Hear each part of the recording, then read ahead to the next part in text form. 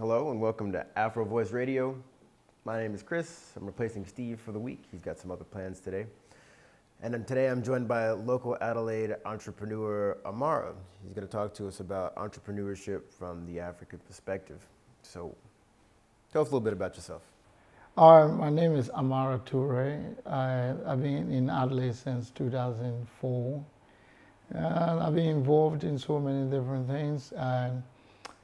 I have a bachelor in commerce and applied finance and a master in international trade and development. Very nice. So why did you choose that route?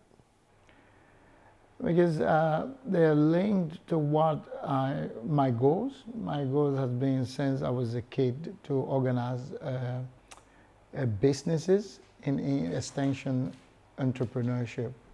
So I thought that finance and commerce will play a very big role in that, and international trade will open up a very big hole in that as well. Cool. So is there a difference between a businessman and an entrepreneur? Yeah, entrepreneurship is not a definitional thing, it's a process, and they are motivated by different things. When you're a business person, you get into the marketplace, you see something that has been tested, and you jump into it, and you try to get your profit, and you keep the margin at the national level. Mm-hmm. But an entrepreneur is a person who, has no blueprint or precedent to look at, but just jump into something or disrupt a market. For example, Uber. Okay. Uber was looking at a taxi industry that has existed since 1640 and became popular in 1897 in the United States. But it was a business that was not challenged until Uber came on the stage and gave ownership to the people who were riding the Uber cars, and then he disrupted the entire industry that has been in existence since 400 years. Okay, so would it be accurate to say that an entrepreneur is somebody who depends on businessmen? So the entrepreneur comes in, creates this new form of making money, and then with that, they build the groundwork for other people to work for them and make their money. Yeah, that's exactly so. You just hit the nail on the head. Okay. That's what they do, and then they go on, innovating, in a sense, cannibalizing themselves, eating themselves up. Because when you look at Facebook, in its initial stage, some of the things that we have today, like a marketplace, like Messenger, like having video chat and things, were not there. So the guys keep cannibalizing themselves, and in doing so, creating other businesses. Interesting. So what is the state of entrepreneurial ventures in Adelaide as it relates to the African community? Yeah, it's picking up. It wasn't like this 10 years ago. Many Africans are going into businesses now that have been, compacted. Like, for example, in the NDIS, which is a broad-based thing on people with disability, but within the NDIS scope, you have all kinds of businesses like law firms. You have people who are doing commercial cleaning, domestic cleaning people, accountants are all involved in that, and finance people, personal finance people. So nowadays I see Africans taking up those opportunities. But there are challenges that are there in the institutional area. But also on a personal area, some Africans say to me, "No, I wasn't born here." And I say, "So what?" Mm-hmm. So my parents were not born here. So in a sense, they don't have people from their generation who will help me. So I say, "So what?" So you got to get there to see what is in. So I didn't know that these support were there for me when I started, like the Adelaide Business Hub, which is in Port Adelaide. There are professionals there who will be able to help you. Mm-hmm. And you also have this WAS employment scheme, which you go into it, you see people who are in your industry they can give you industry experience in the business. So there are lots of things there, but you just have to get, because entrepreneurship is not a theory thing, it's a practical thing. Right. So I can give you a whole stack of book about swimming. You can read it for 10 years. When I chuck you into the sea, you're going to sink. Yeah. You're sinking because swimming is not a theory thing, it's a practical thing. So business and being an entrepreneur is also a practical thing. Yeah, and I bet that's a hurdle a lot of people have trouble overcoming as well. Because if it's not predictable, if you can't guarantee that there's going to be something positive that comes out of it in the end, people aren't willing to make that initial risk. Yeah, because the first thing you learn in finance class is that the bigger the risk, the higher the profit.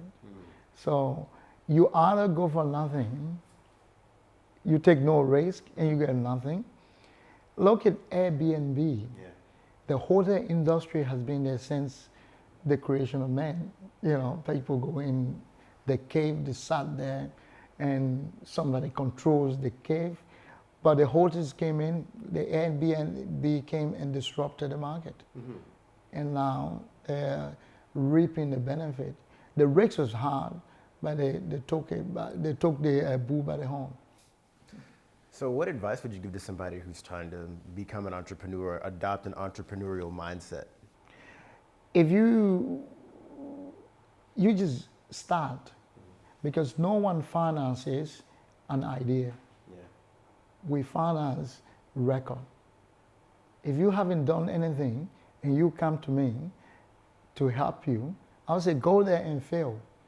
When you failed, on the other side of it, you come up as an experienced person.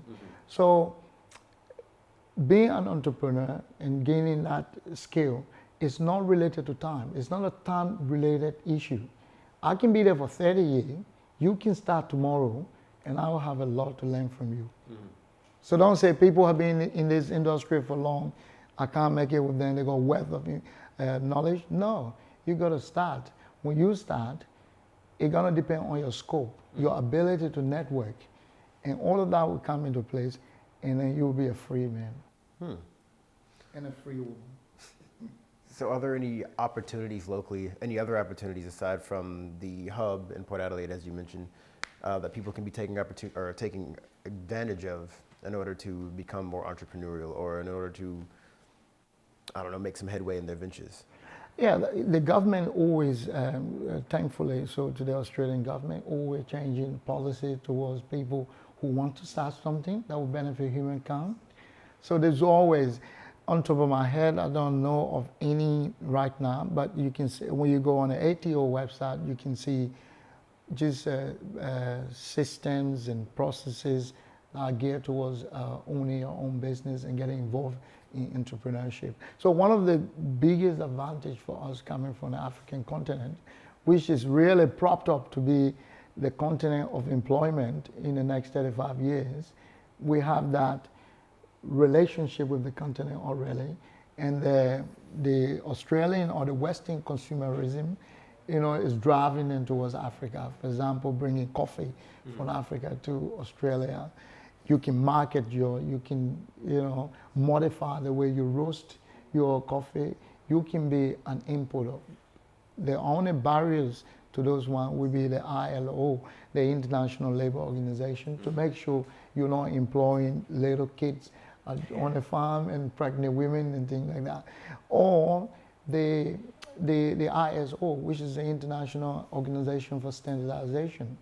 Now all of the people working close to your coffee are not infected with some sort of viruses or diseases. So when you get into the process, then it becomes really simplified and you can work your way through that. But just the mindset first. You're not motivated to be an entrepreneur. It has to be part of your passion. Yeah, absolutely. Because Nelson Mandela did not spend 27 years in jail just by being motivated. He has passion to change the system, and change he did. So in terms of your own personal experience with entrepreneurship, what are some things that you wish you had known getting in? In here or anywhere in the world? Anywhere, just in general. what entrepreneurs like myself do is that we find problems that people are faced with, we find solution for that. And the finding of the solution would depend on the person. So there are lots of things. For example, housing. People will say, oh, this is a market that is really saturated. No. When you get into there, you will find people who have confidence in you. And what I get from the real estate people is that the African community are among the best rent payer in Australia. So they have confidence in giving houses to the Africans. Why can't we organize ours to be able to provide this assistance or service to our people? Yeah, okay. So entrepreneurship is just a very solutions-oriented field. So you identify a problem, you're motivated to solve that problem, and you use your networking abilities to get the resources to solve that problem. You got it right. Cool. You're teaching me now. Oh no, I don't think I have any other questions. Was there anything else you'd like to share?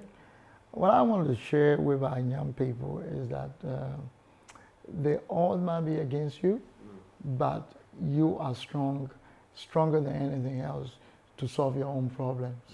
Once you have that mindset, the sky is your limit. All right, you heard it here first. Amara said, scared money don't make money. So if you're of the entrepreneurial mindset, just get out there and make it happen. Thank you so much for your time. Thank you for having me here. And we'll see you next week.